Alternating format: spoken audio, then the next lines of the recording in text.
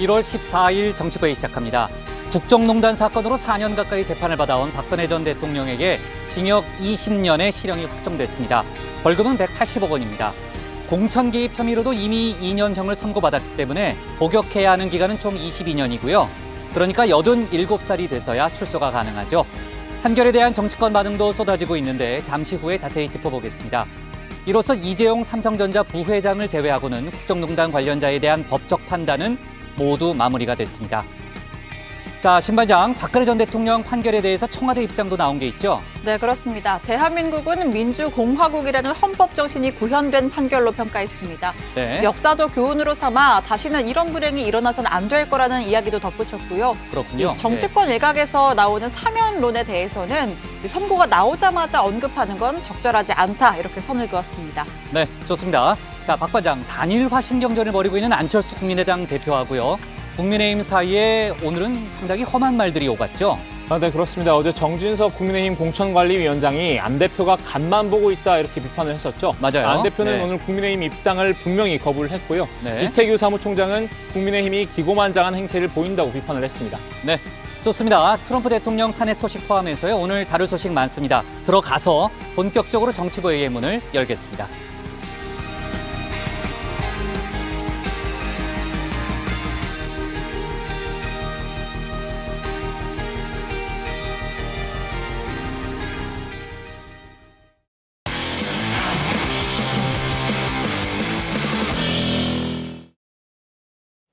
네, 정말 한국 사회를 뒤흔들었던 국정농단 사건이 마무리 수순으로 이제 가고 있네요. 박근혜 전 대통령의 국정농단 사건에 대한 사법부의 최종 결론이 나왔습니다. 조금 전에 얘기했던 대로 징역 20년, 벌금 180억 원이 확정됐는데요. 앞서 공천 개입 사건 관련해서도 징역 2년형을 받았기 때문에 총 22년의 수감 생활을 해야 됩니다. 법적으로 형이 확정되면 특별 사면 대상이 될 수 있고 최근 정치권에서도 논쟁이 있었죠. 청와대는 선고 당일 사면 논의는 이르다 이렇게 선을 그었습니다. 신혜원 반장이 관련 소식 자세히 정리해봤습니다. 자, 영욕, 영예와 치욕을 아울러 이르는 말입니다. 쉽게 말해서 천국과 지옥을 오간 파란만장한 인생 역정을 수식할 때 주로 쓰이는 단어죠. 대통령의 딸로 태어나 자신도 대통령직에 올랐지만 탄핵으로 물러난 헌정사상 최초의 대통령이란 불명예를 안았습니다. 지금은 영어의 몸이 됐죠. 박근혜 전 대통령 이야기입니다.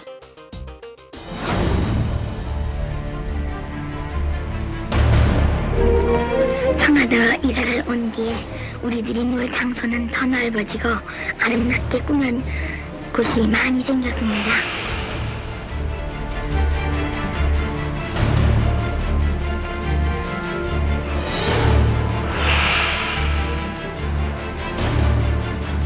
평범한 인생은 제가 바랬던 거지만 운명이, 제 숙명이 그거를 허락하지 않았다.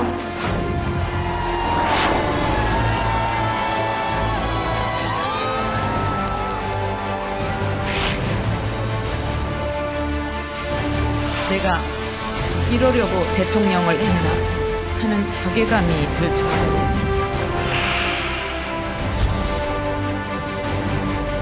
선서 대통령으로서의 직책을 성실히 수행할 것을 국민 앞에 엄숙히 선서합니다. 국민 여러분께 깊이 사과드립니다.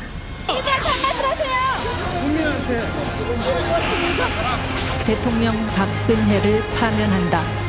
운명이라는 게 그냥 내가 하고 싶은 대로 갈 수 있도록 만들지는 않는 것 같아요. 본의 아니게 또 방향이 틀어질 수가 있습니다.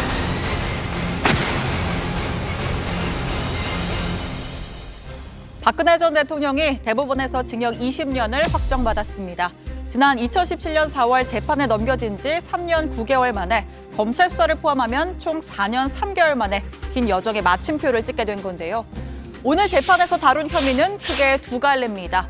대통령 재임 시절 최서원 씨와 함께 기업의 미르 K스포츠재단 출연금을 강요한 국정농단 사건과 대통령 취임 직후부터 약 3년간 이 국정원장들로부터 매월 특활비를 현금으로 받아왔다는 혐의입니다. 국정농단 관련 뇌물 혐의에 대해서는 징역 15년과 벌금 180억 원을, 직권남용과 특활비 불법 수수 등 나머지 혐의에 대해서는 징역 5년과 추징금 35억 원이 선고됐습니다. 지난해 7월에 있었던 파기환송심 결과를 오늘 대법원이 그대로 인정한 겁니다. 네, 저를 이렇게 도와줬던 분들이 사실은 뭐 이렇게 무슨 뇌물이나 뭐 이상한 거 뒤로 받고 그런 거는 하나도 없고, 뒤로 무슨 이상한 거 받고 그런 거는 없는 분들인데도 피고인 최서원은 윗선에서 삼성이 말을 사주기로 다 결정이 났는데 왜 삼성 명의로 했냐고 말하며 화를 냈습니다. 박상진은 문자 메시지를 통해 피고인 최서원이 원하는 대로 해주겠다는 의사를 전달하였습니다. 오늘도 일부 지지자들은 대법원 앞에 피켓을 들고 모여 박 전 대통령의 석방을 주장했습니다. 우리공화당 조원진 대표 또 몇몇 보수 유튜버들의 얼굴도 보이는데요. 현장 통제에 나선 경찰을 향해 고성을 내뱉기도 했습니다.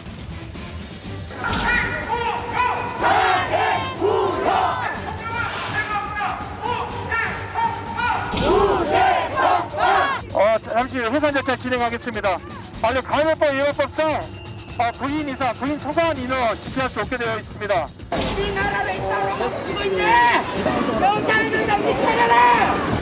반드시 역사의 심판을 받을 거라는 것을 말씀드리겠습니다. 지금까지의 박근혜 대통령에 대한 탄핵 또한 거짓, 선동, 조작, 음모, 기획에 의한 겁니다. 박근혜 대통령은 추후에 죄도 없음을 다시 밝힙니다. 박 전 대통령은 이미 새누리당 공천 개입 혐의로 징역 2년을 확정받았습니다. 여기에 오늘 나온 20년을 더해 모두 22년의 형기를 살아야 하는데요. 이미 4년 가까이 구속수감 상태로 형을 채웠으니 2039년 87살에 만기 출소할 수 있습니다. 지난해 10월 대법원에서 징역 17년이 선고된 전임 대통령은 95세인 2036년에 형기를 마치게 되죠. 이렇게 최종 형량이 확정되면 법적으로는 특별사면 대상자 요건을 갖추게 됩니다. 민주당 이낙연 대표가 쏘아올린 사면 논의가 정치권을 뜨겁게 달궜죠. 당 내에서조차 국민 공감 또 당사자 반성이 중요한 것 아니냐 이렇게 역풍을 맞자 한 발 물러섰습니다. 오늘은 박근혜 전 대통령이 국민께 진솔하게 사과해야 한다라고 이야기했는데요. 이 발언의 후폭풍은 여론조사에서 드러났습니다. 차기 대선주자 선호도 조사에서 당내 라이벌 이재명 경기지사는 물론 윤석열 검찰총장에게도 밀리면서 3위권으로 쳐졌습니다. 대통령에게 부담을 주지 않겠다며 말을 아끼던 이재명 지사, 점차 이낙연 대표와 각을 세우고 있죠. 통합이라고 하는 가치도 중요하긴 한데 그거보다 더 높은 가치는 우리가 합의된 건 지키자. 또 힘이 있든 없든 권력이 있든 없든 크든 작든 위반에 대해서는 충분한 책임을 지자. 여당 내에서 불거진 사면 논란에 대해 국민의힘은 장난치지 말라는 반응입니다. 반성인이 사과니 하는 조건을 달지 말고 당대표가 꺼낸 말에 책임을 지라는 건데요. 또 민주당이 사면 문제를 정치 공학적으로 접근해서 선거용 카드로 간을 보았다. 이렇게 불쾌감도 드러냈습니다. 저희들이 그것을 구걸해서는 안 된다는 입장을 가지고 있었는데 민주당 대표가 먼저 제기를 하고 민주당 측에서 찬반 논란을 거치면서 오히려 저희들이 좀 수모를 당한다는 느낌. 우리가 먼저 제기한 것도 아닌데 자기들이 제기해서 되느니 안 되느니 하고 사과가 필요하느니 뭐 이런 이야기이기 때문에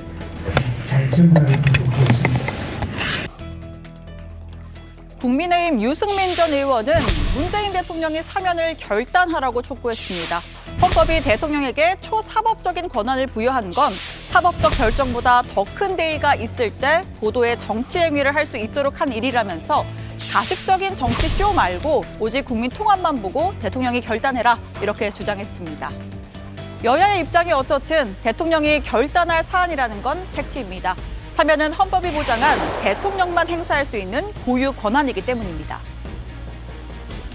국민의 촛불혁명, 국회의 탄핵에 이어 법원의 사법적 판단으로 국정농단 사건이 마무리된 것입니다. 전직 대통령이 복역하게 된 불행한 사건을 역사적 교훈으로 삼아 다시는 이와 같은 일이 일어나지 않아야 할 것입니다. 청와대는 오늘 선고를 한국 민주주의의 성숙한 발전을 의미하는 판결이라고 평가하면서 이 사면 언급은 피했습니다. 청와대 핵심 관계자는 대법원 선고가 나오자마자 사면에 대해 언급하는 건 적절치 않다. 대통령으로부터 사면과 관련해 별도의 언급도 듣지 못했다라고 했는데요. 두 전직 대통령은 모두 5대 사면 배제 대상인 뇌물죄로 유죄를 선고받았다는 점에서 더더욱 신중할 수밖에 없습니다. 문 대통령은 지난 대선 당시 뇌물 알선수재, 수뢰, 배임, 횡령 등 부패 범죄에는 사면권을 제한하겠다 이렇게 공약한 바가 있죠. 다가올 신년 기자회견에서 관련 입장을 밝힐 것으로 보입니다. 오늘 청와대 발제 이렇게 정리합니다. 박근혜 국정농단 징역 20년 확정, 청와대 선고 직후 사면 언급은 부적절. 네, 오늘 징역 20년, 벌금 180억 원이 이제 확정이 됐고, 아까 이제 신반장도 설명했지만은 앞서 징역 2년형을 이미 선고받았기 때문에 이제 합쳐서 총 22년의 이제 형량을 채워야 됩니다. 그러니까 사면이나 가석방이 없으면은 2039년, 그러니까 87살의 나이에 출소를 하게 되는 거고요. 자, 일단 오늘 선고 이후에 나온 정치권 반응부터 살펴보고 그다음에 이제 사면 관련 논란으로 좀 이어가도록 하겠습니다.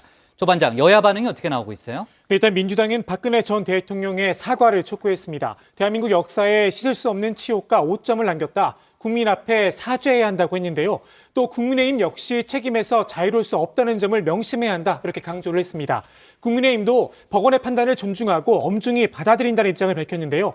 불행한 역사가 반복되지 않기 위해 노력하겠다. 이렇게 이야기했습니다. 직접 들어보시죠.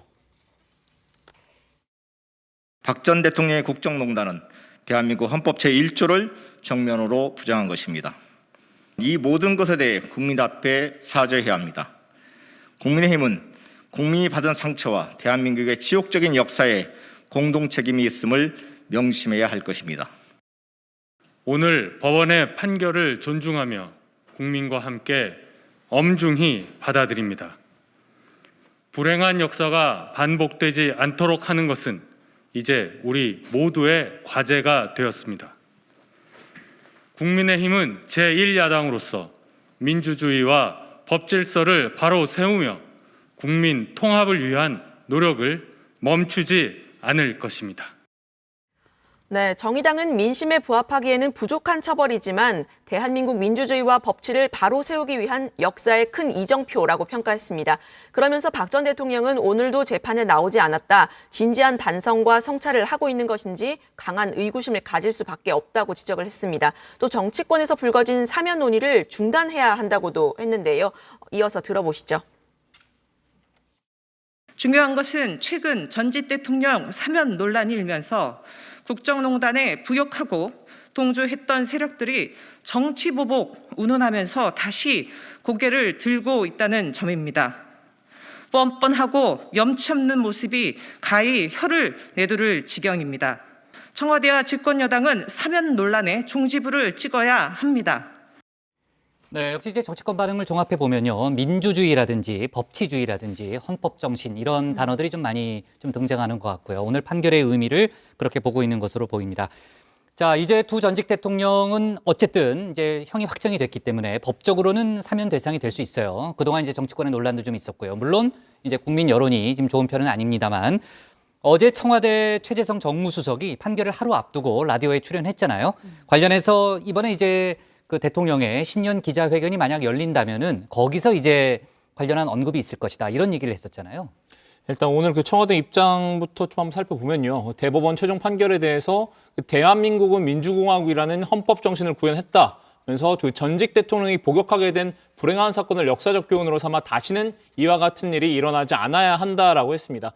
사면에 대해서는 선고가 나오자마자 언급한 건 적절치 않고 대통령으로부터 별도의 이야기를 듣지 못했다고 말 아꼈습니다. 네, 어쨌든 사면은 헌법이 부여한 대통령의 초법적 권한이고 또 고유 권한입니다. 그렇죠. 원론적으로는 대통령만 결단하면 뭐 사면도 가능하다는 뜻인데요. 앞서 최재성 정무수석이 이 사면은 국민의 입장에서 국민의 눈높이에서 해야 되지 않느냐 이런 발언도 한 적이 있습니다. 민심이 중요하다는 뜻으로 읽히는데요. 최근 나온 여론조사를 보면 이 사면에 대해서 부정적인 여론이 더 높게 나오는 상황입니다. 결국 특별한 상황 변화가 없는 한 두 전직 대통령의 사면은 좀 어렵지 않겠느냐 이런 뜻으로도 풀이가 되고 있습니다. 네, 저도 그렇게 봅니다. 왜냐하면 국민 눈높이라는 표현, 그 표현이 의미하고 있는 좀 상징성이 있다고 좀 보여지고요. 여권에서는 처음으로 사면 논의를 공식화한 이낙연 대표도 박근혜 전 대통령이 국민께 진솔하게 사과해야 옳다 이렇게 다소 좀 한 발 물러서는 그런 모습을 보이기도 했습니다. 조반장, 이제 남아있는 국정농단 사건 관련 재판은 관련자는 이재용 삼성전자 부회장 한 명이죠? 네, 그렇습니다. 이 사건도 다음 주 월요일 18일에 최종 선고가 납니다. 이 부회장은 박근혜 전 대통령과 최서원 씨에 대한 뇌물 공여 혐의로 기소가 됐고요. 2심에서 징역 2년 6개월에 집행유예 4년을 받고 경영 일선에 복귀를 했습니다. 하지만 대법원이 원심을 깨고 파기환송 결정을 내렸고요. 이제 최종 결과가 나오는 겁니다. 의원들이 미흡하다고 생각하신 부분 어떻게 좀 보시나요? 재판 막바지인데 부정적인 평가에 대한 방어 어떻게 하실 생각이십니까? 네, 지난해 10월 열린 결심 공판에서 이 부회장은 두 번 다시 잘못을 되풀이하지 않겠다. 최근 아버님을 여인 아들로서 국격에 맞는 새로운 삼성을 만들어 아버님께 효도하고 싶다는 최후 진술을 한 것으로 알려졌습니다. 특검은 징역 9년을 선고했습니다. 구형했습니다. 네, 구형. 네. 자, 그나저나 이제 국정농단 재판, 물론 이제 이재용 부회장 재판이 남아있긴 하지만 박근혜 전 대통령 재판이 마무리됨에 따라서 이제 어느 정도는 이제 국정농단 사건이 좀 마무리 수순으로 간다라는 그런 생각을 지울 수 없는데 국정농단 재판에 연루됐던 다른 사람들 근황도 좀 궁금하네요. 네. 제가 요즘 그때 그 사람들 코너를 밀고 있잖아요. 밀고 네. 있잖아요. 누가 궁금하세요, 국장? 뭐 궁금한 사람 많아요. 뭐 일단은 뭐 제일 궁금한 건 역시 이제 최서원 씨죠. 네. 그렇죠? 최서원 씨 현재 재판은 모두 끝이 난 상태고요. 네. 이화여대 입시 비리 의혹으로 징역 3년 유죄 확정 판결을 받았습니다. 국정농단 사건에서는 징역 18년, 벌금 200억 원, 추징금 63억 원이 확정이 됐죠. 그런데 최 씨는 여전히 그 본인의 죄값을 인정할 수 없다는 그런 입장입니다. 지난번에 옥중 회고록을 내지 않았어요? 네, 그렇습니다. 네. 박근혜 전 대통령의 옆에 있던 것은 어떤 권세나 부를 누리기 위한 것이 아니었고 그걸 받은 적도 없다 이렇게 주장을 했습니다. 아직도 억울하다 이런 입장이 여전한 것 같고요. 맞아요. 나는 누구인가 맞네. 네, 맞아요. 기억나네요, 이제. 네, 재작년에 대법원 선고를 앞두고는 갑자기 조국 전 법무부 장관을 거론하기도 했는데요. 이경재 변호사를 접견한 자리에서 내 딸은 메달을 따려고 노력이라도 했지 조국 딸은 거저먹으려 했다 이렇게 말을 하면서 역시 억울하다 이런 주장을 폈다고 합니다. 뭐 기억나실지 모르겠는데 제가 예전에 발제 한번 할 때 흥신소란 코너에서 이걸 좀 다루긴 했었습니다. 맞아요. 네, 맞아요. 그걸 또 다시 한번 말씀드리는 것 같은데 정치인이 아닌 박 전 대통령의 측근들은 대부분 언론과의 접촉을 피한 채 두문불출하고 있는 것 같습니다. 그때 개인 헬스 트레이너에서 청와대 참모로 발탁됐던 윤전추 전 행정관이라고 있는데요. 여전히 박근혜 전 대통령 사저의 일을 돕고 있다는 소식이 알려지기도 했고요. 박 전 대통령 의상실 CCTV에 최서원 씨와 함께 지켰던 이영선 전 행정관, 휴대폰을 와이셔츠에 닦아주던 모습이 화제가 되기도 했었죠. 최근에는 선교 관련한 봉사활동을 하고 있다고 합니다. 네. 자, 그리고요. 오늘 주목할 만한 판결이 하나 더 있죠. 박근혜 정부 당시에 상당히 국정농단 사건 이전에 시끌시끌했던 그런 사건이죠. 이른바 정윤회 문건 유출 사건에 연루돼서요. 재판을 받아왔던 조응천 민주당 의원에 대한 오늘 최종 이제 확정 판결이 있었는데 무죄가 선고됐죠. 네, 참고로 제가 이 사건을 취재를 했었고 정윤회 씨 관련 취재를 굉장히 많이 했었는데 언제 취재했어요? 그러니까 이제 정치부회 전에? 있을 때, 정치부회 전에. 그때 이제 승마 관련 취재를 하느라 지방도 막 가고 했거든요. 네. 그때 저를 지방 출장 보낸 게 류정화 반장이었습니다. 그래요? 네, 당시 둘이 승마 인연이 있군요. 네, 승마 경기에 좀 비리가 있다. 네. 제보를 취재를 첩보를 했었고. 입수하고 네. 제가 어쨌든 다 인연이 있으니까 네. 이 자리에 또 함께하게 그렇죠. 됐네요. 어쨌든 네. 이제 최서원 씨의 전 남편이죠. 정윤회 씨가 원래는 처음에 비선 시세다 이런 이야기가 있었고 그 문건과 관련해서 일단 이 사건에 2명이 등장을 합니다. 당시 박근혜 청와대에서 근무하면서 해당 문건을 만든 것으로 알려진 조응천 민주당 의원과 박관천 전 청와대 행정관인데요. 맞아요. 예. 네, 이 두 사람은 최수실 씨 전 남편 정윤회 씨와 이 국정 개입 의혹을 담은 문서 등 청와대 내부 문건을 박근혜 전 대통령의 친동생인 박지만 이주희 회장 측에 수시로 건넨 혐의 등으로 재판을 받아왔습니다. 그게 대통령 기록물 관리법 위반 혐의였죠, 박 반장? 네, 그렇습니다. 그 대법원은 유출된 문건이 이미 윗선 보고를 끝낸 전자문서를 추가로 출력을 하거나 복사한 것에 불과하기 때문에 그 대통령 기록물이 아니라고 판단을 했습니다. 따라서 대통령 기록물 관리법 위반 혐의는 무죄로 판단을 했고요. 다만 박관천 전 행정관의 경우에는 따로 공무상 비밀 누설 혐의, 뇌물수수 혐의가 일부가 유죄로 인정이 돼서 징역 8월에 집행유예 2년 원심이 확정이 됐습니다. 네. 조홍천 의원이 오늘 소회를 밝히지 않았어요, 아까? 네, 무죄가 확정된 만큼 페이스북에 입장을 밝혔습니다. 조홍천 의원은 처음부터 가족과 부하 직원에게 부끄러운 일을 하지 않았다고 자신했고 그래서 이 고통스러운 수사와 심사, 기소에도 시종일 건 당당할 수 있었다. 긴 터널을 지난 만큼 더욱 진실과 헌법에 복종하겠다 이렇게 밝혔습니다. 또 박근혜 전 대통령 선고 결과를 언급하면서는 한때 성심으로 모셨던 분에 대해 같은 날 확정 판결이 내려지는지라 만감이 교차한다. 부디 건강하시길 기원한다. 이렇게 덧붙이기도 했습니다. 네. 자, 아까도 얘기했지만 이제 박근혜 전 대통령에 대한 판결이 이제 확정이 됐고요.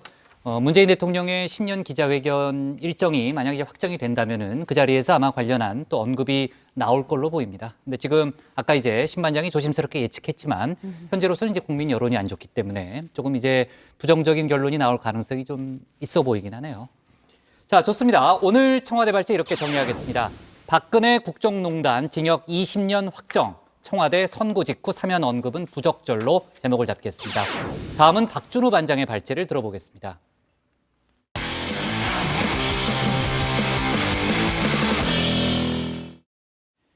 자, 이번에는 재보궐선거 국내 정치권 얘기를 해보겠습니다. 안철수 국민의당 대표가 국민의힘 입당 후에 경선하는 방안에 대해서 답을 내놨습니다.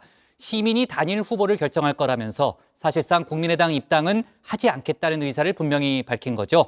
국민의힘에 대해서 자신에 대한 네거티브 공세를 멈출 것을 요구하기도 했습니다.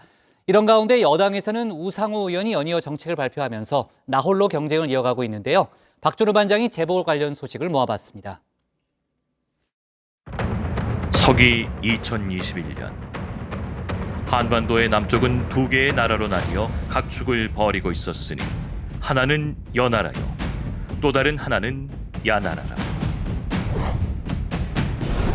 최대 요충지인 서울을 두고 대격전을 예고하고 있었으니 대표 장수를 뽑아 단판 승부를 벌이기로 하였는데 허나 김나라와 당나라 두 개의 제후국으로 갈라진 야나라. 내가 야나라 전체 대표 장수로 나서겠소. 여나라에 맞설 장수는 소장뿐이외다. 정이 그렇다면 김나라로 들어와 우리 장수들과 직접 결혼, 최종 승자를 가리는 게 어떻겠소? 그게 싫다면 우리는 김나라만의 장수를 뽑겠소. 네, 우리 여정회 가족분들은 뭐 당연히 눈치를 채셨겠지만요. 이건 서울시장 보궐선거를 둘러싼 여야의 분위기를 옛 이야기처럼 풀어본 겁니다. 국민의힘이 이제 대안철수 전선을 형성하고 단일 대우로 가고 있습니다. 물론 단일화는 해야겠지만 김종인 비대위원장의 뜻에 따라서 우선 안철수는 그냥 두고 우리 후보부터 잘 뽑자는 자강론에 힘을 실기 시작한 겁니다. 우리 시장 후보가 선출된 다음에 그 다음에 단일화 얘기를 해도 시간이 늦지 않아요.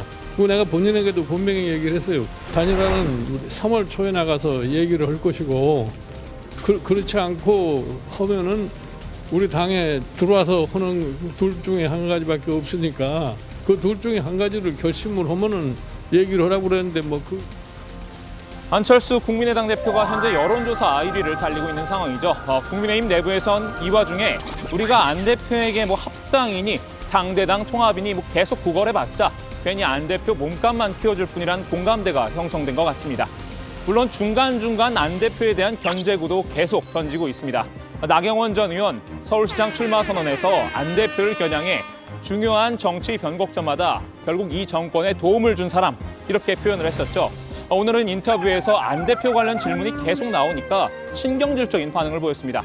진행자에게 처음부터 끝까지 안철수 대표 얘기만 한다면서 자신에게 질문 좀 하라고 따진 건데요. 단일화를 자꾸 얘기하는 것도 너무 정치공학적이라고 했습니다. 또 다른 서울시장 출마 후보죠. 오신환 전 의원은 지금의 안철수 지지율은 신기루라고 깎아내렸습니다. 애매모호한 화법 자체가 사실은 상대를 굉장히 피로하게 만드는 측면이 있거든요. 국민의힘의 후보자가 만들어지는 과정들을 통해서 저는 안철수 후보의 지지율은 빠질 수밖에 없다. 예, 그건 신기루에 불과하다. 저는 이렇게 생각합니다.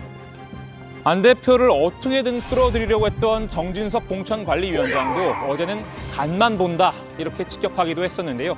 결국 국민의당도 반격에 나섰습니다. 국민의힘 네거티브 공세에 이제 적극적인 방어 태세로 전환한 건데요. 안철수 대표가 직접 나서 무엇보다 야권이 서로 다투는 상황에 대해서는 우려를 표명을 했습니다. 저를 잘 알지 못하는 분들까지 나서서 저에 대한 근거 없는 비판을 하기도 합니다. 그분들도 자신들의 생존을 위해, 재기를 위해 그러는 것이라는 것도 잘 압니다. 여러분의 비판이 향해야 할 곳은 저 안철수가 아니라 무도하고 폭압적인 문재인 정권입니다.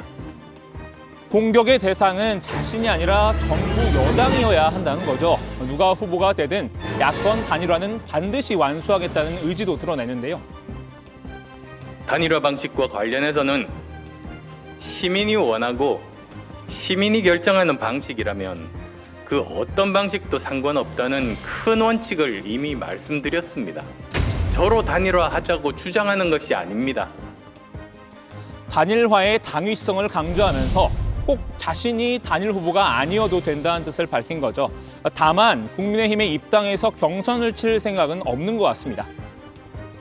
대한민국보다 소속 정당보다 개인의 정치적 유불리를 우선하는 거라면 그것은 시대의 요구와 시민의 뜻에 어긋난다는 점을 분명하게 지적하고자 합니다. 국민의당도 국민의힘도 아닌 중립지대에서 단일 후보를 시민의 뜻에 따라 뽑자는 건데요. 결국 야권 단일화는 국민의힘 경선에서 최종 승자가 결정된 이후인 3월이 돼야 이루어질 수 있을 것 같습니다. 국민의당 사무총장인 이태구 의원도 안 대표 지원 사격에 나섰습니다. 반격 수위도 안 대표보다 더 높았는데요. 여당의 가짜뉴스나 흑색선전, 양념폭탄은 원래 그런 사람들이니 단호하게 맞서 싸우겠지만 여당도 아닌 야당에서 같은 야권의 유력 후보를 비방하는 일은 있을 수 없는 일입니다. 제1야당의 행태를 보면 실망스럽습니다. 제1야당은 왜 모든 게 자기들 중심입니까? 국민의힘도 실망스럽지만 소속 후보도 실망스러웠나 봅니다. 나경원 전 의원에 대해서는 반성부터 하라고 쏘아붙였는데요. 어제 나 전 의원이 출마 선언을 두고 한 말인 것 같습니다. 솔직히 제1야당이 못나서 정권 빼앗기고 연전연패한 거 아닙니까? 거기에 대한 반성이 먼저 해야 되고요. 그러면 네. 본인도 지난 총선에서 떨어졌잖아요. 네. 예? 예. 왜 떨어졌는지부터 반성부터 해야 본인이 나갈 답이 보이고 야권이 서로 싸우며 분열되는 조짐을 보이니까 여당으로서는 나쁠 건 없겠죠. 여당은 야권 전체를 공격하며 분란집에 부채질을 하는 모양새입니다.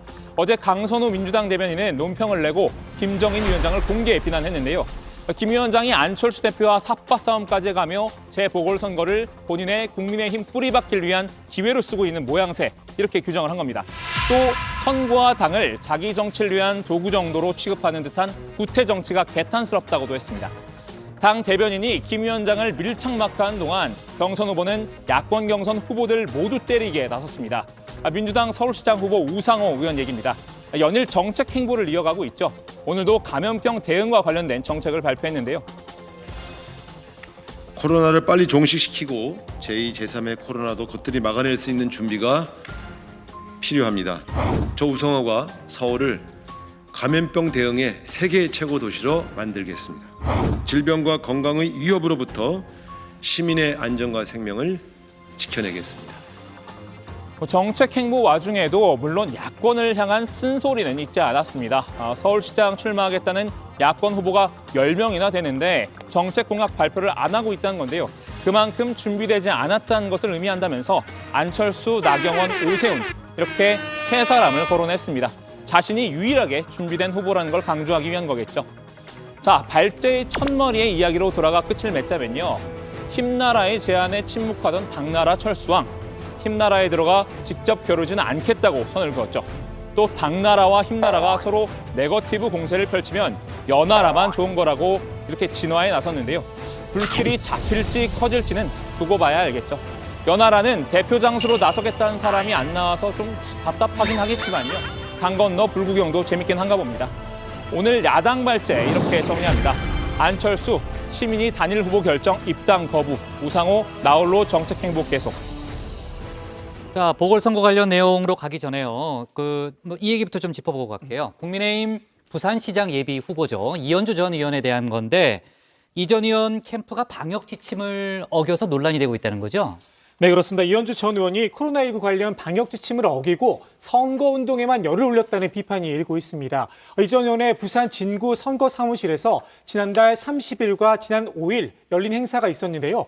부산 시민 4명과 경남 김해 시민 1명 등 확진자 5명이 다녀간 게 확인이 됐습니다.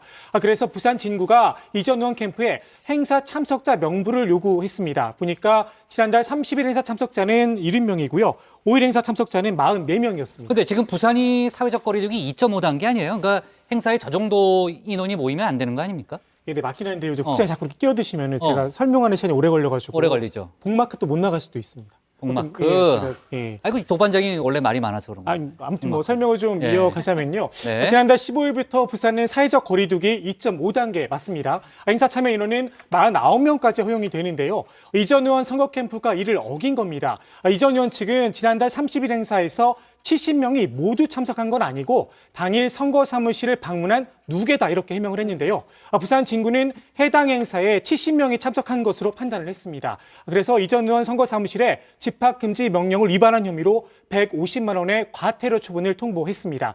과태료 처분 대상은 선거 사무실 운영자인데요. 이 전 의원 측은 이달 29일까지 의견을 진술할 수 있고요. 특별한 사정이 없다면 과태료는 확정이 됩니다. 잠깐만, 이현주 전 의원이 자가격리에 들어갔다는 얘기 들었는데요. 네, 이것도 비난을 사고 있는 부분이긴 한데요. 이 전 의원이 코로나19의 검사의 골든타임을 놓쳤기 때문입니다. 이 전 의원은 코로나 검사를 이틀 전인 지난 12일에 받았습니다. 부산 진구가 이 전 의원 선거사무실에 확진자가 선거사무실을 방문했다고 처음 통보하고 이렇게 4일이나 지난 뒤인데요. 부산 진구 측은 이 전 의원 쪽이 제출한 명부에 이 전 의원의 이름이 없어서 검사 안내를 제때 하지 못했다. 이렇게 설명을 하고 있습니다. 이 전 의원 캠프가 일부러 이 전 의원의 이름을 누락하고 제출한 것이 아니냐 이런 의심이 드는 대목인데요. 결국 부산 진구가 이 전 의원의 그 블로그를 뒤져봤습니다. 여기서 이 전 의원이 지난 5일 선거사무실을 다녀간 김해시 확진자와 사진을 찍은 장면을 확인을 하고 10일 오전에 이 전 의원 측에 검사를 받으라고 안내를 한 겁니다. 이 전 의원은 10일 오후 부산시의회 브리핑룸에서 기자회견을 한 뒤에야 임시선별진료소에서 검사를 받았습니다. 네, 이 전 의원이 애초에 자가격리 대상에서 빠진 것도 지적사항입니다. 이 전 의원 측이 부산 진구에 확진자가 참석한 행사에 이 전 의원이 3분 정도만 있다가 바로 떠났다고 설명을 했다고 하는데요. 이 전 의원이 음성 판정이 나와서 공무원이 하루 2차례 전화를 해서 관리하는 능동감시 대상자로 분류를 했다는 겁니다. 하지만 5일 행사 장면이 촬영된 유튜브 동영상을 보면 이 전 의원이 마스크를 쓰고 15분 동안 연설을 하고 또 임명장을 주면서 참석자와 악수를 하는 장면이 나옵니다. 이 동영상을 확인한 부산 진구는 오늘 이 전 의원에게 19일 정오까지 자가격리를 하라고 통보를 했습니다. 네. 자, 이현주 전 의원의 1호 공약이 아마 코로나 방역 대책이었던 걸로 제가 기억하는데 이 전 의원 측 입장은 뭐예요? 네, 이 전 의원 측은 그 보건소에 연락을 받은 그 캠프 관계자와 이 전 의원이 연락이 닿지 않아서 검사가 늦어졌다. 연락이 닿지 않았다. 네, 당시 이 전 의원은 외부에 있었다고 하고요. 그래서 이 전 의원이 능동감시 대상자였지만 방역의 모범을 보이기 위해서 선제적 검사를 하고 자율 격리에 바로 들어가야 했다는 지적은 겸허히 받아들인다고 했습니다. 네. 자, 좋습니다. 지금 이제 민주당 쪽 재보궐선거 움직임을 좀 짚어보면요. 이제 우상호 의원이 정말 홀로 좀 고군분투하고 있다, 이런 생각도 좀 드는데 연일 정책 공약을 내놓고 있지 않습니까? 신반장 박영선 중기부 장관 쪽 움직임은 특별히 없어요? 네, 아직까지는 없는 것 같은데요. 박영선 장관 이야기를 하니까 어제 박 반장이 소개했던 대학가요제 영상이 또 생각나요. 어제 신반장이 또 터졌잖아요. 그림도 준비를 했는데 지금 네. 저기 이렇게 원이 그려져 있는 인물이 박영선 박영선 장관이죠. 아니 얼굴이 그대로네요. 맞습니다. 네. 이제 앳된 얼굴로 이제 대학가요제에 나와서 노래를 부르는 장면도 신기하긴 했지만 제가 어제 빵 터진 부분은 또 따로 있었죠. 알아요. 또 있잖아요. 뭐지? 뚜뚜뚜밥 뭐 이런 건데 있죠. 사실 79년도 대학가요제니까 저희 부모님보다 윗연배거든요. 네, 아주 알았어요. 굉장히 세련된. 왠지 본 것 같지 저는 저거를. 예, 알았어요. 네. 아무튼 말이 샜지만 다시 박영선 장관 일정으로 좀 돌아오면 이 박 장관이 오늘 서울 노원구 공릉동에 있는 도깨비 시장을 방문했습니다. 이 상인들이 소상공인 버팀목 자금을 제대로 받았는지 점검하는 차원에서 나간 건데요. 박 장관은 상인들에게 이번 버팀목 자금이 충분하지 않겠지만 집합금지, 영업 제한 중인 소상공인의 임차료 등 고정비 부담에 조금이나마 도움이 되길 바란다라고 말했습니다. 임대료 문제 등을 두고 대화하던 한 상인이 눈물을 보이자 같이 울먹이기도 했고요. 많이 드리고 싶은데 국민들 세금 모아서 드리는 거라 마음만큼 못 드리니 죄송스럽다라고도 했습니다. 여기서 또 한 상인분이 시의적절한 질문을 또 던졌습니다. 서울시장 보궐선거에 출마하느냐 이렇게 갑자기 질문을 던진 건데요. 박 장관은 모르겠다. 이 중기부에서 할 일이 너무 많다. 이렇게 또 즉답을 피했습니다. 네, 뭐 정치부의 그 여정회 보시는 분들이 워낙 많기 때문에 아마 그 정치 상식이 다 풍부하시니까 즉석 질문도 아주 날카롭게 또 던지지 않았나 하는 생각이 좀 들고요. 자, 야권에서는 지금 이제 안철수 대표 또 이제 국민의힘 사이에 상당히 이제 신경전이 좀 벌어지고 있잖아요. 오늘 보면 아까 이제 이태규 사무총장 발언도 보면요. 상당히 수위가 좀 높은 걸로 좀 보여지는데 자, 아무튼 이제 안철수 대표의 예측근들이 특히 이제 안철수 대표에 대해서 많이 비판을 하고 있지 않습니까? 그 관련된 글이 하나 있었는데 김종인 국민의힘 비대위원장이 그 뭐라 그러지? 그 좋아요를 눌렀다면서요? 네, 맞습니다. 그 안철수 대표의 측근이었던 장진영 변호사가 이게 최근 SNS를 통해서 안 대표를 계속 비판을 하고 있습니다. 장 변호사는 지금은 그 국민의힘 서울 동작갑 당협위원장인데요. 장 변호사가 지난 8일부터 안철수가 변했을까라는 제목의 글을 시리즈로 SNS에 올리고 있습니다. 장 변호사는 지난해 1월 안 대표가 미국에서 귀국했을 때도 많은 사람이 좀 변했을까라는 이런 기대를 품었다고 했습니다. 하지만 그 손학규 당시 바른미래당 대표를 만나서 오너가 CEO를 해고를 하듯 물러나라고 통보한 뒤에 또 전격 탈당했다면서 안 대표의 소통 능력이나 그 소통 방법이 박근혜 문재인의 그것과 매우 흡사하다 이렇게 비난을 했는데요. 장 변호사는 변했다면 근거를 좀 보여달라. 뭐 폭탄주나 호영호재 같은 지엽적인 얘기 말고 정당을 운영하는 방식이 바뀌었다 같은 진짜 의미 있는 증거를 보고 판단해야 하지 않겠나라고 지적을 했습니다. 그런데 이 글에 김종인 비대위원장도 좋아요를 눌렀다고 합니다. 저도 만일 이게 류 반장이나 조 반장이 이렇게 뭐 복국장이 과연 바뀌었나 정치부 회의 혁신이 필요하다. 뭐 이런 왜 바뀌어야 돼요? 이렇게 뭐 바뀌어서 이제 좀 혁신이 될 수 있도록 뭐 이런 글을 올린다면 제가 제일 먼저 가서 좋아요를 누를 것 같습니다. 아 그래요? 네. 알았어요. 뭐 인사철은 지났지만 요즘은 이제 수시 인사가 보편화돼 있다는 점 다시 한번 좀 강조를 하고 다음 주에 싶고요. 박 반장 휴가 가지 않나요? 휴가도 이제 가겠죠. 네. 제가 아직 사인 안 했어요. 네. 아직 사인 안 했어요. 네. 근데 저는 돌아올 뭐 수 없는 그런 휴가. 갑질 같은 거는 안 하는 사람이에요. 방금 했던 말을 취소하도록 하겠습니다. 알았어요. 네, 좋아요. 자, 오늘 야당 발제죠. 이렇게 정리하겠습니다. 안철수 국민의힘 입당 거부. 네, 박영선 시장 화가 나가지고요. 박영선 시장 방문으로 제목을 잡겠습니다. 다음은 조익신 반장의 발제를 들어보겠습니다.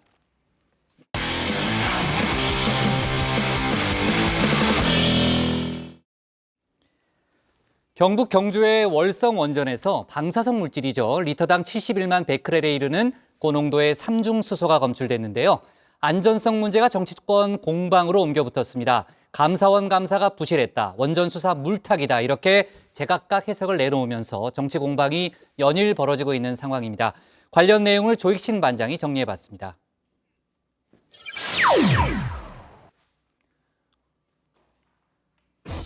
월성 원전이 또다시 정치권의 화두로 떠올랐습니다. 이번엔 안전성이 논란의 중심에 섰는데요. 더불어민주당 이낙연 대표가 직접 문제를 제기했습니다. 한국수력원자력의 조사 결과 월성원전 부지 지하수에서 방사성 물질 삼중수소가 기준의 17배 넘게 검출됐습니다. 무엇보다 1년 넘게 월성원전을 감시해 놓고 사상 초유의 방사성 물질 유출을 확인하지 못한 감사원의 감사 결과는 납득하기 어렵습니다. 이 대표의 이 발언, 평소에 엄중낙연의 모습은 아니었습니다. 내용은 과장됐고 팩트는 틀렸습니다. 먼저 지하수에서 삼중수소가 검출됐다. 이건 아직 확인된 바가 없습니다. 삼중수소가 발견된 곳은 월성 3호기 건물 내의 지하수 배수로 맨홀입니다. 원전 내 고인물이 지하수로 유출됐는지는 조사가 필요합니다.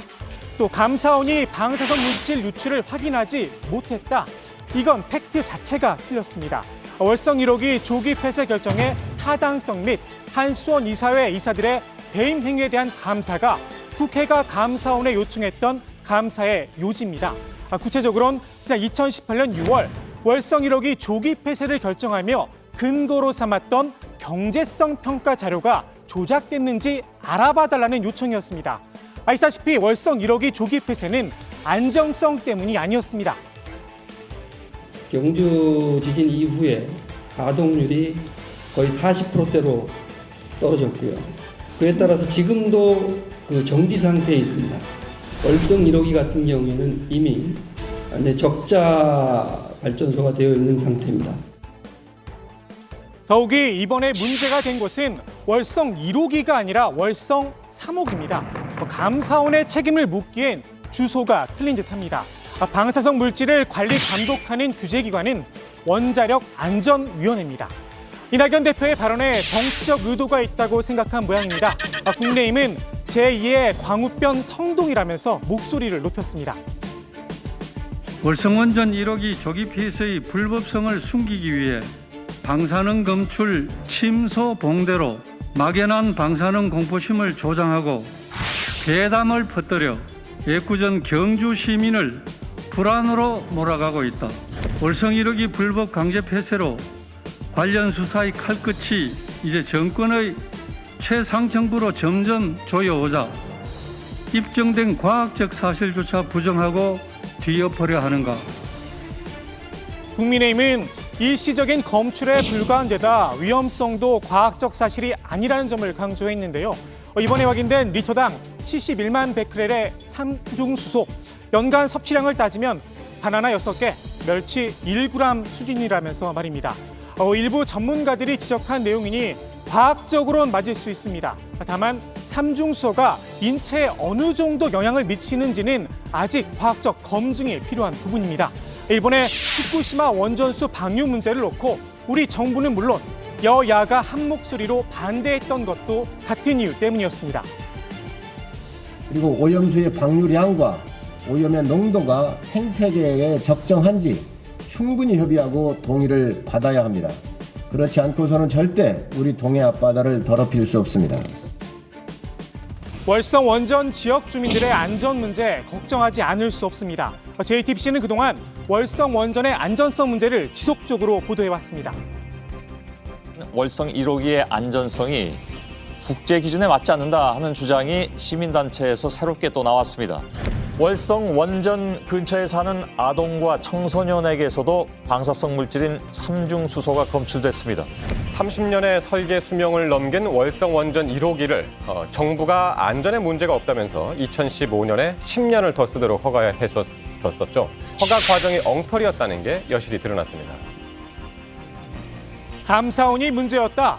원전 수사 물타기다. 정치권이 공방을 벌이는 지금도 지역 주민들은 불안감을 호소하고 있습니다. 저희들 안전하게 살 수 있도록 좀 정쟁 좀 하지 말고 안전하고 이 생명에 문제가 있는 것들을 문제가 없도록 저희들이 궁금한 것들을 우리 생명에 위협받는 것들을 좀 안전하게 살 수 있도록 그렇게 좀 해결하는 방향으로 그렇게 했으면 좋겠습니다. 삼중수소 검출 건과 관련해 정재훈 한국수력원자력 사장은 이런 입장을 밝혔습니다. 삼중수소가 원전 부지 내에서 안전하게 관리돼 왔다 이렇게 강조를 하면서 외부 유출설에 대해선 팩트와 과학적 증거에 기반하지 않고 극소수의 운동가가 주장한 무책임한 내용이다 이렇게 일축을 했습니다. 팩트는 삼중수소가 있어서는 안 될 곳에서 발견됐다는 겁니다. 원전 부지 안이든 밖이든 말입니다. 게다가 무엇 때문에 삼중수소가 부지 내에 고여 있었는지 과학적 증거도 찾지 못했습니다. 철저한 조사가 필요한 이유입니다. 민간 환경감시기구에서 이번 삼중수소 검출 논란과 관련해 직접 조사에 나서기로 했습니다. 조사 결과가 나올 때까지 여야 모두 정치적 억측은 자제했으면 하는 바람입니다.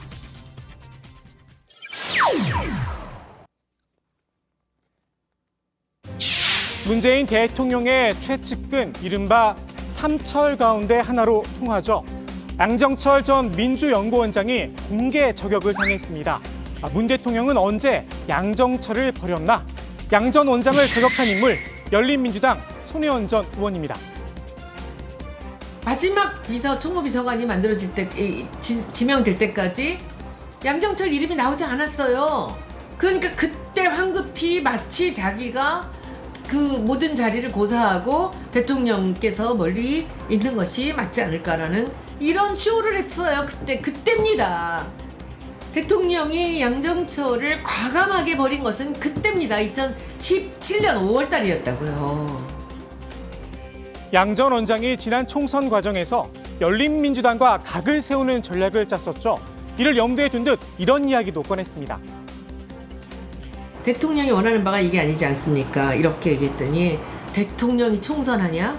대통령이 총선을 어떻게 치르니? 당이 치르는 거지. 이렇게 딱 잘랐다는 거예요. 그래서 제가 보기에는 대통령이 신뢰를 중심으로 하고 늘 이 신뢰하는 사람들을 중용을 하지만 그 안에 양정철은 없다라는. 손 전 의원은 양 전 원장이 차기 청와대 비서실장 물망에 올랐다는 기사도 모두 양 전 원장이 작업을 한 것이라면서 문 대통령에게 섭섭한 마음에 이런 선택도 했다 주장을 했습니다. 중간에서 자기 이익을 취하면서 대통령을 팔고 다니는 사람을 하겠습니까? 그러니까 윤석열 쪽으로 기울었던 게 아닌가라고 전 생각해요. 문재인 대통령에 대한 섭섭함 때문에.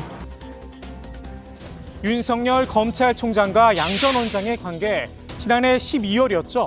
나는 꼼수다 멤버 사이에 진실 공방이 벌어지면서 윤 총장과 양 전 원장이 회동을 했었다. 이런 의혹이 제기되기도 했었는데요.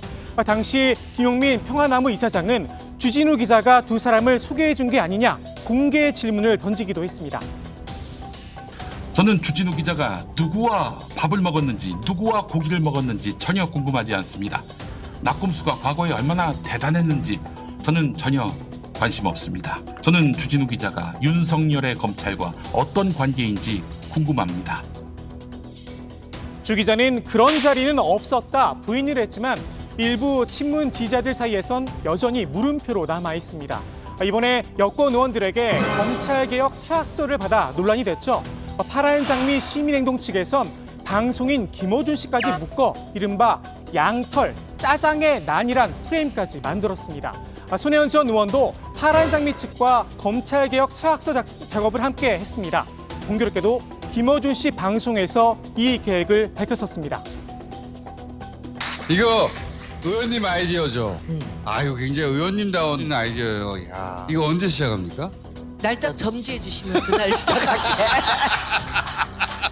12월 3일 날이 올라간다 하더라도 그날 표결이 되는 건 아니잖아요. 그렇죠. 그래서 그날 아침부터 시작을 하면 어떨까 저는 생각해요. 그 사람들 말을 못 바꾸게 녹음을 하던 그래서 아마 체인호 TV에서는 제가 보기엔 서약서를 받기로 한 거예요. 누가 끝까지 문재인 대통령을 옹이할 진짜 친문이냐? 지지층 사이에 분열이 가속화하는 듯합니다. 갑작스런 저격을 당한 양 전 원장, 다음 주 미국으로 떠납니다. 미국의 싱크탱크인 전략국제문제연구소에 개관 선임연구원으로 합류한다고 하는데요. 최근 김태년 더불어민주당 원내대표와 최재성 청와대 정무수석 등 여권 인사들을 만나 다음 시대를 준비해야 하지 않겠느냐는 말을 남겼다고 합니다. 손혜원 전 원장은 양 전 원장의 미국행에 대해서도 박한 평가를 내놨습니다. 이제 대통령 될 사람 나한테 와서 줄 서야지 라고 충분히 얘기했으니까 이제 슬쩍 조용히 있다가 손혜원 나와서 떠드는 거 마음에 안 들겠죠. 피곤하고 자기를 너무 잘하는 사람이니까 조용해질 때까지 좀 있다가 다시 스물스물 기어들어오겠죠. 오늘 국회 발제 이렇게 정리합니다. 월성 원전, 삼중수소 검출, 정치권 아전 인수식 공방. 네, 양정철 전 원장의 입장도 궁금한데 혹시 뭐 입장이 나오면요 저희가 또 반박이나 반론 차원에서도 충분히 좀 소개를 해야 될 것 같고요. 정치권에서 월성 원전 관련 공방이 가열되고 있는데 아까 이제 조반장도 얘기했지만 일단은 이게 주민들의 안전과 관련된 민감한 문제 아니겠습니까? 정확한 팩트가 좀 드러나는 게 일단 순서인 것 같고요. 그 다음에 또 정치적으로 공방을 하더라도 해야 되는 거 아니겠습니까? 자, 그건 그거고요. 지금 이제 감사원이 월성 원전에 이어서요 탈원전 정책 수립 과정에 대한 감사에 착수했다. 이런 보도가 나왔죠? 네, 감사원이 지난 11일부터 산업통상자원부에 대한 감사를 시작했다고 합니다. 정부의 탈원전 계획 수립 절차가 적절했는지 들여다볼 계획인데요. 이번 감사는 지난 2016년 당시에 자유한국당 정가변 의원이 시민 540여 명의 동의를 받아 공익감사를 청구한 데 따른 조치입니다. 네. 근데 정책 수립 과정의 문제라는 게 이제 와닿지는 않는데요. 정확하게 조금 더 구체적으로 말하면 어떤 거예요? 이게 좀 선후관계 설명이 필요한데요. 네. 이 문재인 정부가 2017년 12월에 8차 전력수급 계획에 탈원전 계획을 반영을 합니다. 이게 절차에 맞지 않았다는 게 정가분 의원 측의 문제제기인데 에너지 분야에 있어서는 이 정부의 최상위 계획이 5년마다 수립이 됩니다. 이걸 에너지 기본 계획이라고 부르는데요. 2014년에 박근혜 정부 때 2차 에너지 계획이 확정됐는데 그때는 탈원전 관련 내용이 없었습니다. 그럼 탈원전 계획은 2019년 5년이 지나서야 3차 에너지 기본 계획에 반영이 됐는데 그 사이에 반영이 된 거죠. 문재인 정부 2017년 때. 그래서 감사원은 상위 계획인 에너지 기본 계획이 있는데도 이 틀에서 벗어나 전력 수급 계획에 먼저 이 탈원전 계획을 반영한 게 적절했는지를 살펴보겠다는 겁니다. 산업부는 어떤 입장이에요? 네, 산업부는 이 에너지 기본 계획은 비구속적 행정 계획이라면서 네. 에너지 기본 계획의 수정 없이 8차 전력 수급 계획을 수립한 건 법적으로 문제가 없다 이런 입장입니다. 네. 자, 뭐 감사 과정 좀 지켜봐야 될 것 같고요. 감사원이 이제 11일에 이제 감사를 시작했다는 거 아닙니까? 그러니까 그날이 그러니까 이낙연 대표가 아까 말한 그 삼중수소 관련한 얘기를 하면서 감사원을 비판한 그 날이네요. 네, 그렇죠? 그렇습니다. 이낙연 대표는 지난 11일 1년 넘게 월성 원전을 감사해놓고 사상 초유의 방사성 물질 유출을 확인하지 못한 감사원의 감사 결과는 납득하기 어렵다 이런 입장을 밝혔는데요. 최인호 수석 대변인도 감사원 감사와 검찰 수사가 편향, 과잉이라는 점이 이번에 드러났다면서 감사원에 날을 세웠습니다. 하지만 애초부터 월성 1호기 감사는 국회 요구에 따라 경제성 평가의 절차적 문제가 대상이었습니다. 네, 그렇군요. 자, 좋습니다. 지금 그리고요, 국민의힘 쪽에서는요, 청와대와 정부가 감사원의 감사를 방해하지 말라 이렇게 경고의 메시지를 보냈다고요? 네, 그렇습니다. 국민의힘 김종인 비대위원장은 이번 감사원의 감사를 방해하면 정권 말기 레임덕을 부르는 화근이 될 거다 이렇게 경고를 했는데요. 김 위원장의 말을 직접 들어보겠습니다. 일부 이시적대로 탈원전 등 에너지 기본 계획이 조작되거나 추진 과정에서 불법적인 요소가 개입됐다면 국가기관 산업과 국가경제, 국민의 삶의 근간을 흔드는 중대한 범죄가 아닐 수가 없습니다. 김 비대위원장은 청와대와 정부 여당이 원전의 경제성 조작을 살펴보는 감사원 감사를 무마하기 위해 무리수를 더했다면서 정권이 무엇을 숨기려고 이렇게 전전긍긍한지 모르겠다 이렇게 날을 세웠습니다. 네, 자 그렇고요. 정세균 총리가 오늘 취임 1주년을 맞았습니다. 그동안 정말 양복보다는 지금 이제 방역 관련한 뭐 그 회의를 주재하는 그 모습만 기억이 나는데 관련 소회를 밝혔다고요? 네, 그렇습니다. 정세균 총리는 취임 1주년을 맞아서 누구나 소외되지 않고 함께 잘 사는 나라, 사람 중심의 포용사회를 향해 나아가겠다는 소회를 밝혔습니다. 역경 속에서 희망을 키운 1년이었다면서 국민에게 배우고 국민 앞에 겸손해지는 법을 익히는 시간이었다 이렇게도 말을 했습니다. 정 총리는 특히 21세기 세계사는 대한민국을 코로나19를 가장 모범적으로 극복한 나라 중 하나로 기록할 것이다 이렇게 강조하기도 했습니다. 네.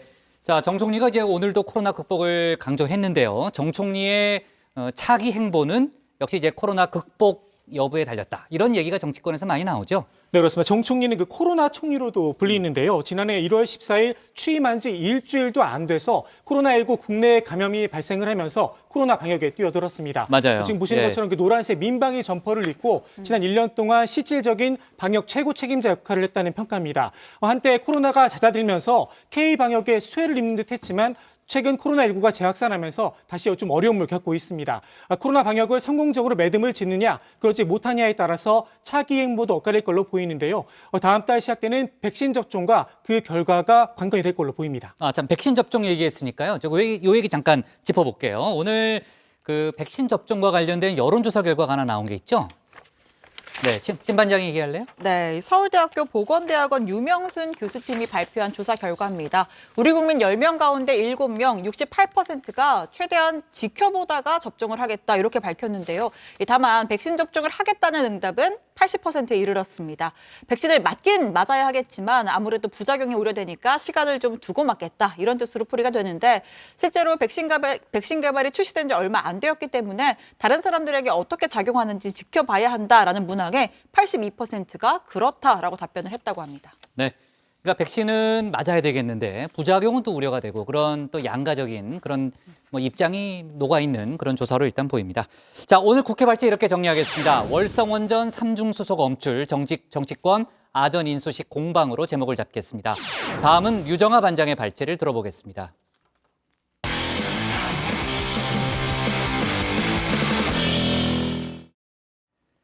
트럼프 미국 대통령 탄핵안이 미국 하원에서 통과됐습니다. 공화당에서도 10명의 이탈표가 나왔죠.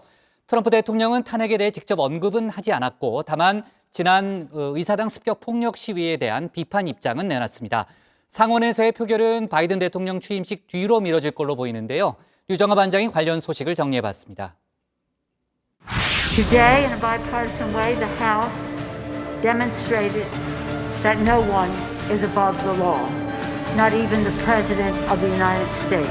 And now, I sadly, and with a heart broken over what this means to our country, of a president who will incite insurrection, will sign the engrossment of the article of impeachment. 검은 원피스를 입은 낸시 펠로시 미국 하원 의장, 서명을 마친 탄핵 소추안을 들어 올립니다. 조용한 가운데 카메라 셔터 소리만 요란하죠. 트럼프 대통령에 대한 탄핵안이 미국 하원에서 가결됐습니다. 이유는 내란 선동. 펠로시 의장은 트럼프는 명백히 현존하는 위협이라고 했습니다. 찬성 232, 반대 197, 기권 4. 트럼프 대통령은 미국 역사상 처음으로 2번 탄핵된 대통령이 됐습니다. Thousands of armed troops keep guard both outside and inside the Capitol, all to protect lawmakers on a historic day, the second impeachment of President Donald Trump. 네, 엄숙한 회의장 밖에는 무장한 군인들이 애워싸고 있었습니다. 아무래도 일주일 전의 악몽 또다시 재현될까 봐서겠죠. 표결 결과 다시 한번 살펴볼까요? 민주당 의원 222명은 전원 탄핵에 찬성했습니다. 그리고 공화당에서 10명의 찬성표가 나왔습니다. 바로 이 사람들입니다. 우선 공화당 하원 의원 서열 3위 딕 체니 부통령의 딸 리즈 체니 의원은 표결에 앞서서 탄핵 찬성 성명을 냈었죠.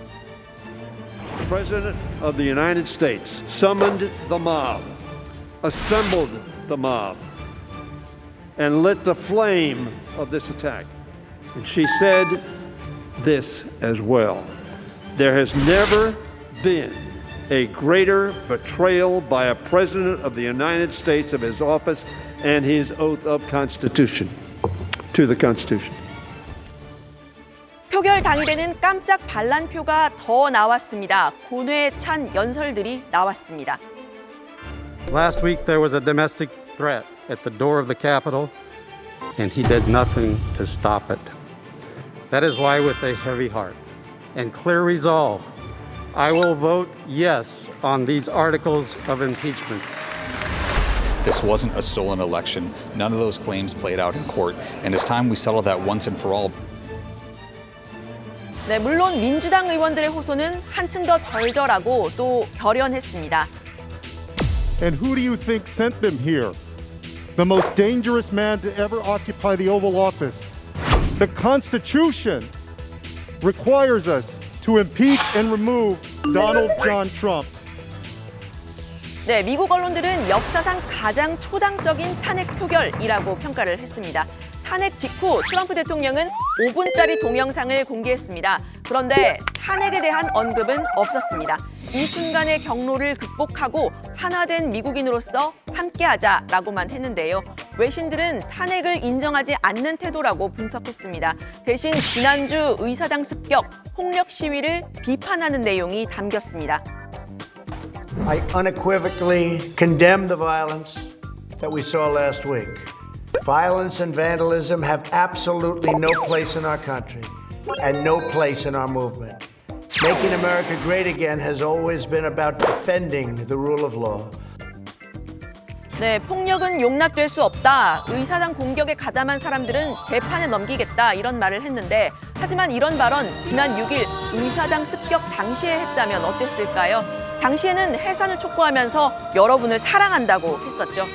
다행히 바이든 대통령 취임식을 앞두고서는 폭력을 자제해달라고 했습니다. 상원 표결을 앞두고 여론을 신경 쓰는 걸까요? 워싱턴과 미국 전역에 걸쳐 잠재적인 위협이 있다는 비밀 경호국의 보고를 받았다고도 했습니다. But I cannot emphasize that there must be no violence, no law breaking, and no vandalism of any kind. Everyone must follow our laws and obey the instructions of law enforcement. 트럼프 대통령의 이런 입장은 백악관 공식 트위터 계정에 올라왔습니다. 본인의 개인 계정이 아무래도 영구 정지됐기 때문이겠죠. 오프라인에도 온라인에도 갈 곳을 잃은 트럼프 대통령. 탄핵 와중에도 역시 할 말은 하는 모습을 보여줬습니다. I also want to say a few words about the unprecedented assault on free speech we have seen in recent days. These are tense and difficult times. The efforts to censor, cancel, and blacklist our fellow citizens are wrong and they are dangerous. 네, 지금 가장 기뻐야 할 사람, 취임을 6일 앞둔 바이든 대통령 당선인입니다. 그런데 전직 대통령 뉴스가 온 나라를 뒤덮은 지금 그렇게 기뻐 보이지만은 않는데요. 바이든 당선인은 초당적 투표로 트럼프 대통령에게 책임을 묻기로 했다라고 평가를 했습니다.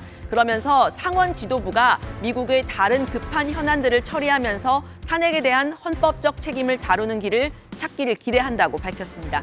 모든 이슈들을 빨아들이는 마치 블랙홀 같은 탄핵안을 상원에서도 빨리 처리했으면 하는 바람이겠죠. 하지만 남은 탄핵 절차에 키를 쥔 미치 매코널 공화당 상원 원내대표는 상원 소집 요구를 거절했습니다. 현실적으로 트럼프 대통령 퇴임 전까지 최종 판결이 나오기 어렵다고 한 겁니다. 남은 7일은 질서 있는 권력 이양과 안전한 취임식에 초점을 맞춰야 한다고 했습니다. 다만 매코널 대표는 탄핵에 대한 찬반 입장은 아직 정해지지 않은 걸로 알려집니다. 상원에서의 공방을 직접 들어보겠다고 했는데요. 케빈 메카시 공화당 하원 원내대표는 오늘 탄핵안에는 반대표를 던졌지만 의사당 습격 사건에 대한 트럼프 대통령의 책임은 인정했습니다. The president bears responsibility for Wednesday's attack on Congress by mob rioters. It does not matter if you are liberal, moderate, or conservative. All of us must resist the temptation of further polarization. 네, 하원에서의 공화당 반란표는 10표였죠. 상원에서는 반란표 17표가 있어야 탄핵이 가결됩니다. 트럼프 대통령의 퇴임, 바이든 대통령의 취임 후에 이뤄질 상원에서의 표결까지 더 지켜봐야겠습니다. 오늘 발제 이렇게 정리합니다. 트럼프, 미 역사상 첫 2번 탄핵된 대통령, 공화당 반란표 10표. 네, 트럼프 대통령이 뭐 역사를 계속 새로 쓰고 있는데 오명이죠, 오명. 그죠? 좀 얘기했지만 역사적으로 이제 2번째 탄핵까지 가결된 그런 대통령이 됐습니다. 자, 바이든 대통령 취임식이 이제 아까 6일 남았다고 했고 우리 시간으로 본다면 이제 일주일 남았는데요. 그러니까 바이든 대통령이 결국은 그 취임 이후까지 트럼프 대통령 탄핵 이슈를 가져가게 됐네요. 그러게요. 네. 이 미치 매코널 공화당 상원 대표가 상원에서의 탄핵 표결은 바이든 취임일 20일 이후라고 아예 못을 박았습니다. 네. 그동안 미 상원에서 3번의 대통령 탄핵 심판이 있었는데 각각 83일, 37일, 21일이 걸렸다면서 현실적으로 취임식 전에 탄핵 절차가 마무리되기는 어렵다라고 한 겁니다. 다만 상원에서의 표결이 어떻게 진행될지는 조금 더 지켜봐야 하는데요. 하원의 경우에 탄핵 찬성 10표에 기권표 4표를 더하면 14표입니다. 상원에서는 17표를 얻어야 하는데 바이든 취임 이후에 트럼프 대통령의 행보가 의원의 표심을 결정하는 변수가 될 수 있습니다. 취임 초기에 스포트라이트를 받아야 하는 바이든 대통령 입장에서는 부담이 클 수도 있어 보이죠. 네. 자, 그나저나 이제 공화당 이탈표가 10표라는 거는 좀 이례적이죠, 조 반장. 네, 공화당 내부에서 좀 고심이 클 걸로 보이는데요. 앞서 선거 불복을 하는 공화당 의원들은 기업들의 후원이 줄어드는 경우도 있다 이렇게 말씀을 드린 적이 있는데 반대로 공화당 내 강성 지지층 중에서는 탄핵에 찬성했다는 이유로 지지를 철회하거나 심지어 위협하는 경우도 있을 수 있기 때문입니다. 지난주 의사당 습격 사건 때도 시위대들은 트럼프 대통령의 요구를 거절한 펜스 부통령을 향해서 과격한 구호를 외치기도 했는데요. 맞아요. 예. 네, 이번에 탄핵에 찬성한 피터 마이어 의원은 위협이 걱정되긴 하지만 결정이 흔들리진 않을 거다 이렇게 말하기도 했습니다. 하원 의원들 중에 한국계 의원들도 있잖아요, 박 반장. 네. 어떻게 상황이 어땠나요? 그 미국 하원의 한국계 의원은 총 4명인데요. 민주당, 공화당 각 2명씩입니다. 그 당론에 맞게 투표를 했습니다. 민주당 소속 앤디 킴과 메릴린 스트링랜드 의원은 찬성표를 던졌고요. 공화당 소속 영김 의원과 미셀박 스틸리 의원은 반대표를 던졌습니다. 지난 6일 의사당 습격 사건 사태에 대해서는 4명 모두 한 목소리로 비판을 했었는데요. 의사당 난입 뒤에 청소라는 모습이 공개돼서 관심을 끌었던 민주당 앤디 김 의원은 두 아들에게 표결에 대해 설명하겠다면서 대통령도 법 위에 있을 수 없다는 점을 상기시키는 대회가 될 것이라고 페이스북에 썼고요. 공화당 영김 의원은 탄핵은 더 큰 균열만 만든다고 썼습니다. 네. 자, 트럼프 대통령 탄핵이 만약에 이제 하원은 통과했지만 최종적으로 뭐 가결이 됐다 그러면 어떻게 뭐가 달라지는 거예요, 정확하게? 국장 궁금하시죠?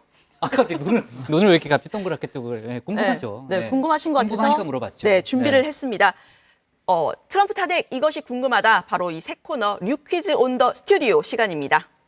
뭐요? 뉴퀴즈 온 더 네, 스튜디오? 뉴 퀴즈 온 더 스튜디오. 아, 그래요? 퀴즈 온 더 아, 스튜디오. 지금 그런 거 한다고요? 네, 지금 이제 시작을 하는 거고요. 다들 미리 나눠드린 OX 패널 갖고 계시죠? 다들 류반장에게 반응을 좀 해주세요. 류퀴즈 따단. 네. 그러니까요. 뉴퀴즈. 네. 저는 또 없어요, 네, 이번에도 없어요? 국장을 제가 깜짝 놀라게 해드리려고 이제 오늘 이번에 저도 드리려고요. 하는 거예요? 저도 하는 거예요? 지난번에 좋아요. 그 굿배드 패널 안 드렸더니 좀 서운해하시는 것 같아서 기대가 오늘 좀 큽니다. 준비를 했습니다. 네, 첫 번째 문제입니다. 상원에서 트럼프 대통령 탄핵이 가결되면 2024년 대선 출마가 불가능하다. O, X. 대선 출마 불가능하다. O, X. 빨리 들어야죠. 빨리 딱 눈치 봐요. 예. 아, 네. 정답은 X입니다. 오, 다 맞추셨네요. 네. 이거 류 반장이 이틀 전에 한번 별도 추가 투표 필요하다고 설명했었어요. 맞아요. 네, 그렇습니다. 모두 이제 정답을 맞추셨는데 네. 현재 탄핵안에는 공직을 맡기에는 부적격이다라는 구절이 있기는 하지만 이 공직에 대통령이 포함이 되는지 아닌지가 좀 애매합니다. 그래서 별도의 투표가 있어야 하는데요. 이 투표는 탄핵안처럼 3분의 2 가결은 아니고 일반 투표처럼 과반 투표입니다. 이거는 이제 저번에 얘기를 했으니까 이제 연습 문제였고요. 두 번째 문제는 트럼프 대통령은 하원에서 이미 탄핵이 됐기 때문에 퇴임 후에 연금 받을 수 있다. 받을 없다. 수 없다, 있다. 받을 수 없다. OX. 박 반장이 자꾸 쳐다봐요, 제 거를. 아니, 있으면 네, 하원에서 이미 탄핵이 됐다. 컨닝 좀 하지 마요. 연금을 저는 받을 수 답을 있다, 알아요. 없다. 그냥 압니다. 네, 힌트를 하나, 둘, 셋 드리자면 해줘요. 아니, 힌트 안 줘도 저는 알아요. 과감하게 드리겠습니다. 과감하게. 하나, 둘, 셋만 하나, 해요. 둘, 셋. 받을 수 없다. 예, 정답은 X입니다. 예, 상원에서까지 가결이 이거 돼야. 만만치 않네. 네, 이렇게 다들 잘 맞추시네요. 이거 만만치 않아요, 반장들이. 상원에서까지 가결이 돼야 네. 연금을 받을 수 있고요. 혹시 그 연금이 얼마인지 아시는 분? 번외 퀴즈인데요. 제가 좀 아는데 네. 2억이 조금 넘는 걸로 알고 있는데 제가. 역시 1년에 네. 2억 2천만 원의 연금을 받을 그쵸? 수가 예, 있는데요. 맞아요. 역시 워싱턴 특파원을 하셨기 좀 때문에 오래됐지만 잘 기억은 납니다. 이번 사전에 류 반장이 국장한테만 문제를 유출한 것 같은데. 아니, 제가 또 미국에 있다 봤다니까. 뭔 소리 하는 네, 거예요? 세 번째 문제입니다. 네. 가장 많이 맞추신 분들께는 이제 상품을 드릴 건데요. 지금 상품비가 너무 많이 나가게 생겼어요. 네, 상원에서까지 탄핵이 되면 대통령을 평생 경호 혜택을 하는 걸 잃어버린다. 잃어버린다. 네, 평생 경호해야 하는 빨리 드세요. 혜택을 없어진다. 가결이 되면. 저처럼 그냥 쭉 X로 찍으면 쫙.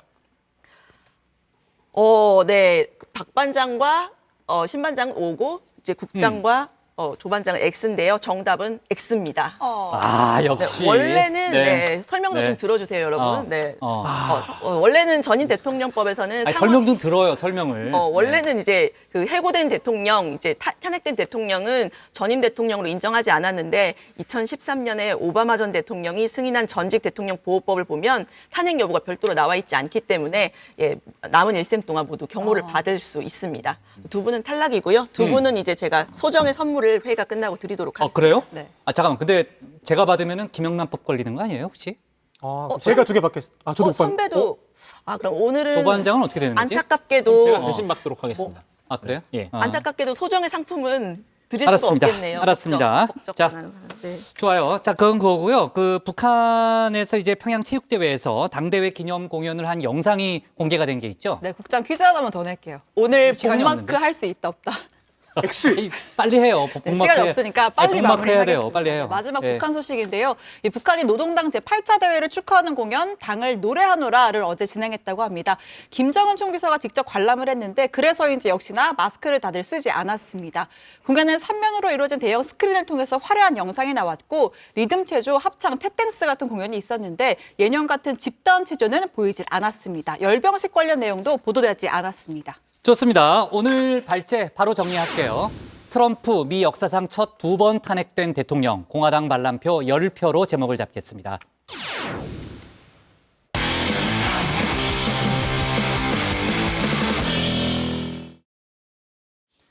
네, 오늘 저희가 밑줄 친 한 줄은요. 무거운 마침표를 찍는 심정으로입니다. 총 징역 22년. 박근혜 전 대통령에게 오늘 사법부의 최종 판단이 내려졌죠. 이로써 4년여에 걸친 국정농단 사건이 사실상 마침표를 찍게 됐습니다. 모든 게 헌정사상 처음이었고 또 씻기 어려운 부끄러운 역사지만 돌이켜보면 민주주의를 지켜내는 혹독한 과정이기도 했습니다. 국민이 준 권력은 결코 사유화할 수 없다는 것. 무거운 마침표를 찍는 심정. 다시는 이 비극을 되풀이하고 싶지 않다는 게 국민들의 간절한 마음일 것이라고 믿습니다.